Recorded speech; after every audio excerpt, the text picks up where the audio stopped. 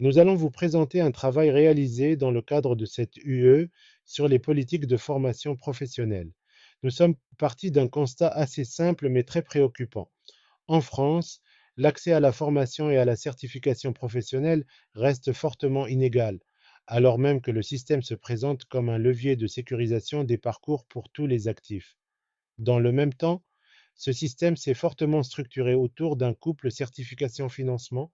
D'un côté, les répertoires nationaux de certification professionnelle, le RNCP et le RS, et de l'autre, le compte personnel de formation, qui oriente une partie des financements vers les seules formations certifiantes.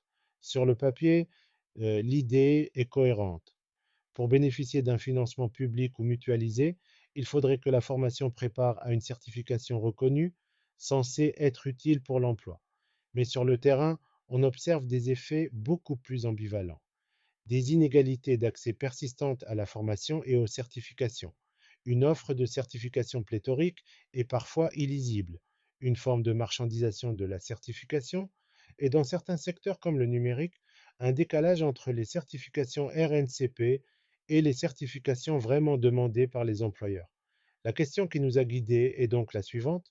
En quoi et par quel mécanisme le système français de certification professionnelle, structuré autour du RNCP, RS et du CPF, contribue-t-il à organiser, mais aussi à reproduire ou renforcer des inégalités d'accès à la formation et aux certifications, notamment dans un contexte de transformation économique rapide comme le numérique? Pour y répondre, nous allons avancer en quatre temps. D'abord, on dressera un panorama des inégalités d'accès à la formation et à la certification. Ensuite, on montrera comment la pléthore et l'illisibilité de l'offre de certification participent à ces inégalités. Puis on appliquera cette grille au cas des certifications internationales dans le numérique et du CPF. Enfin, on reviendrait sur la dimension de marchandisation et de reproduction des inégalités sociales avant que nous proposions quelques pistes d'action. On va commencer par rappeler quelques éléments sur les inégalités d'accès à la formation et à la certification en France pour montrer que ces inégalités sont structurelles et qu'elles ne tiennent pas seulement aux dispositifs récents comme le CPF. Dans le discours officiel, la formation continue et la certification professionnelle sont souvent présentées comme un outil de seconde chance. Elles permettraient de rattraper les inégalités issues de la formation initiale, de sécuriser les parcours et de favoriser la mobilité ou la reconversion. Or, toutes les études disponibles montrent que, dans les faits, ce sont les publics déjà les mieux dotés qui accèdent le plus à la formation. Si l'on regarde le niveau de diplôme, les diplômés du supérieur se forment bien davantage que les personnes peu ou pas diplômées. La catégorie socio-professionnelle, les cadres et professions intermédiaires sont nettement plus formés que les ouvriers et les employés.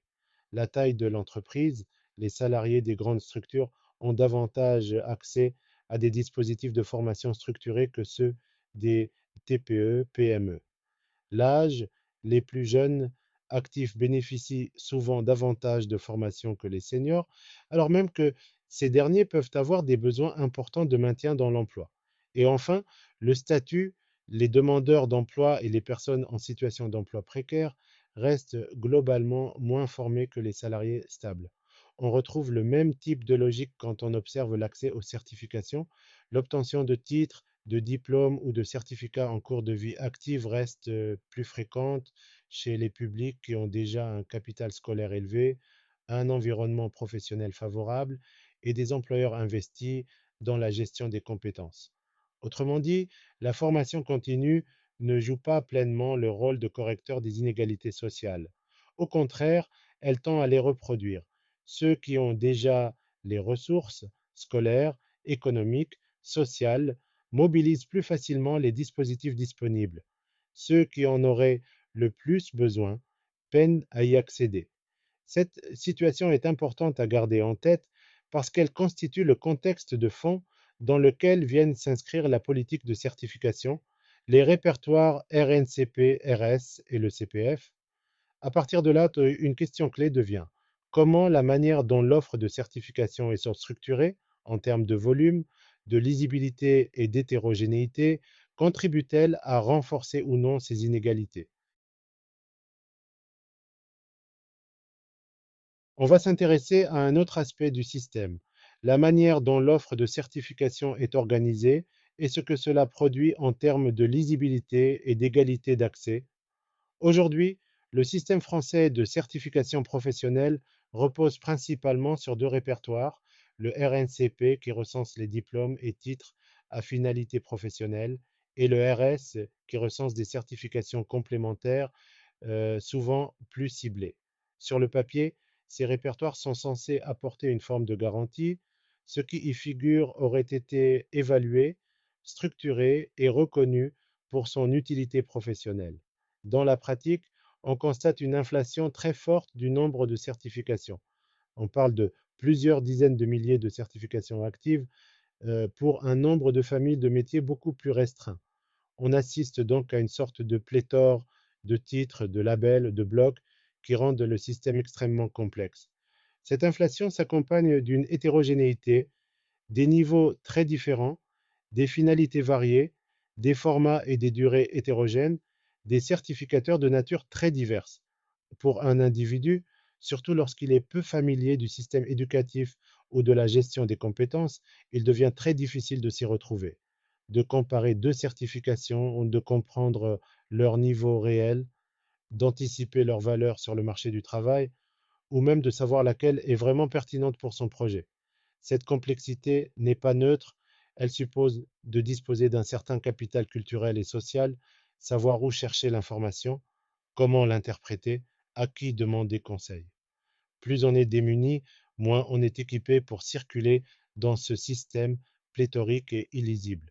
Il y a donc un effet paradoxal, un système qui, en théorie, vise à sécuriser les parcours grâce à la certification, produit en réalité une forme d'opacité qui profite davantage au public capable de naviguer dans ce paysage très fragmenté. Cela contribue à surenchérir les inégalités d'accès que nous avons mis en évidence. Cette difficulté de lisibilité est encore accentuée dans certains secteurs en forte évolution, comme le numérique, où coexistent des titres RNCP et des certifications internationales très valorisées par les employeurs. Nous allons étudier le cas du secteur du numérique, du CPF et des certifications internationales. Je vais maintenant illustrer ces enjeux en partant d'une observation de terrain dans le domaine de la transformation numérique, le cloud, la data, la cybersécurité, la gestion de projets, etc. Dans ces secteurs, les employeurs font souvent référence à des certifications internationales très précises, par exemple des certifications d'éditeurs cloud, des certificats en cybersécurité ou encore des certifications comme le PMP en gestion de projet. Ces certifications jouent le rôle de référentiel partagé. Elles servent de repère dans les offres d'emploi et dans les grilles de compétences.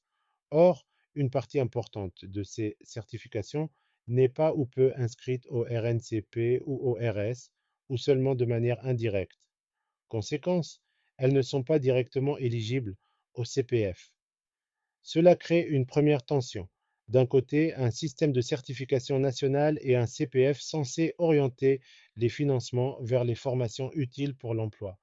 De l'autre, des certifications très demandées sur le marché mais qui restent hors champ des dispositifs principaux de financement individuel. Concrètement, j'ai pu observer plusieurs situations. Des candidats qui souhaiteraient se former à une certification internationale mais n'en ont pas les moyens sans financement CPF.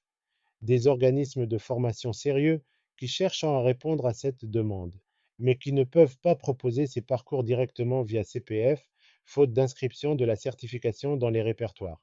Et en réponse, des stratégies de contournement. Par exemple, utiliser une certification RNCP proche comme support officiel pour financer via le CPF un parcours qui, dans les contenus, prépare surtout à une certification internationale. On se retrouve alors dans une zone grise.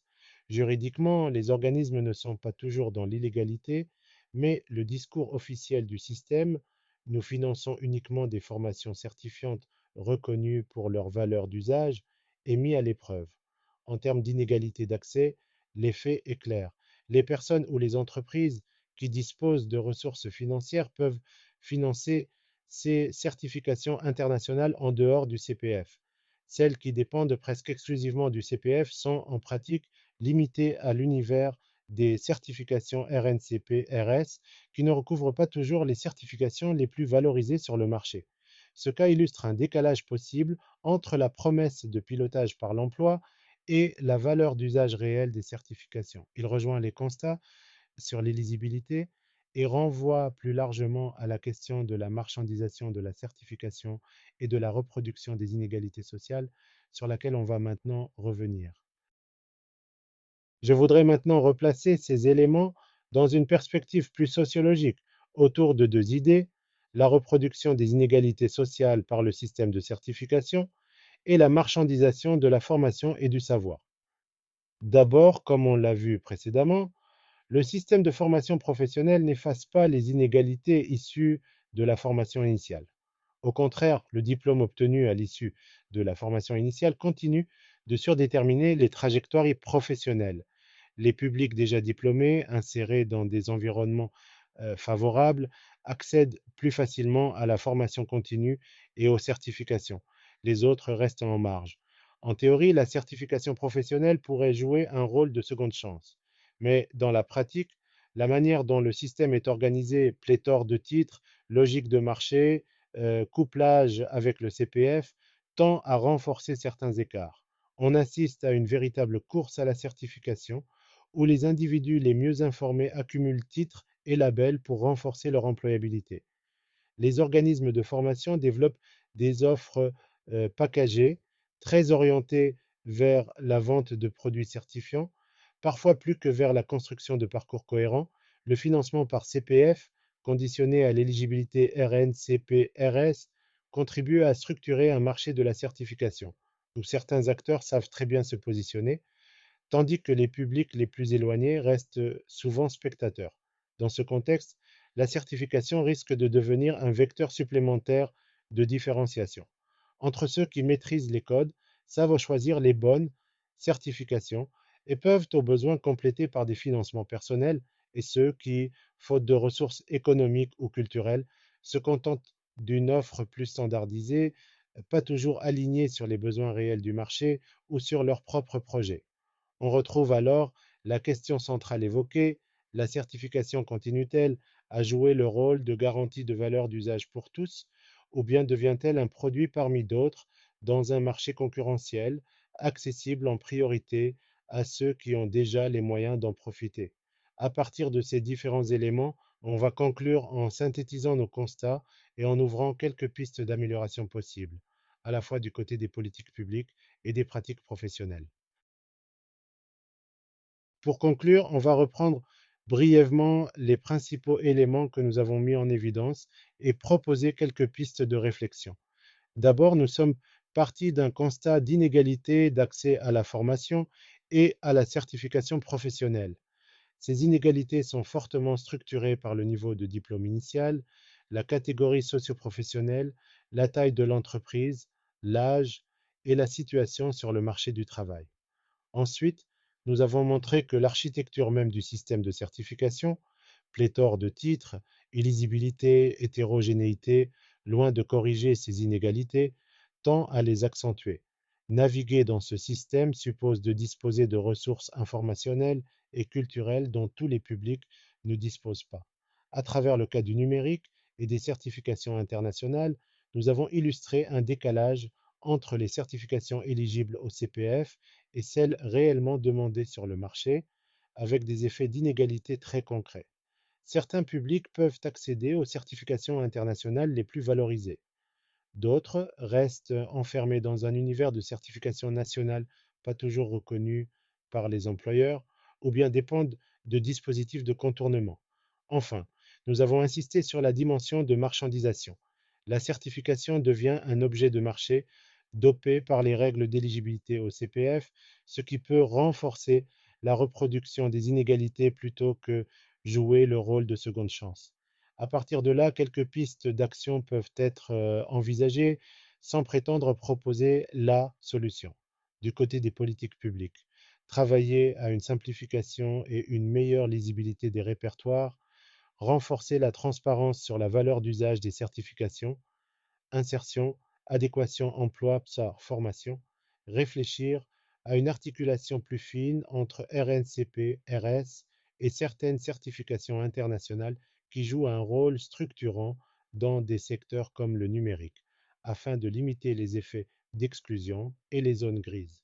Du côté des pratiques professionnelles, renforcer le rôle des acteurs d'accompagnement, Conseil en évolution professionnelle, France Travail, OPECO, pour aider les publics les moins dotés à s'orienter dans l'offre de certification. Inviter les certificateurs et les organismes de formation à ne pas se limiter à une logique de produits certifiants, mais à penser des parcours réellement cohérents avec les besoins des personnes et des entreprises. Plus largement, la question qui reste ouverte est celle-ci. Le système de certification et de formation professionnelle parviendra-t-il à devenir un véritable levier de réduction des inégalités et de sécurisation des parcours, ou continuera-t-il à bénéficier en priorité à ceux qui maîtrisent déjà ces codes? C'est, à notre sens, l'un des enjeux centraux des politiques de formation dans les prochaines années. Merci de votre attention.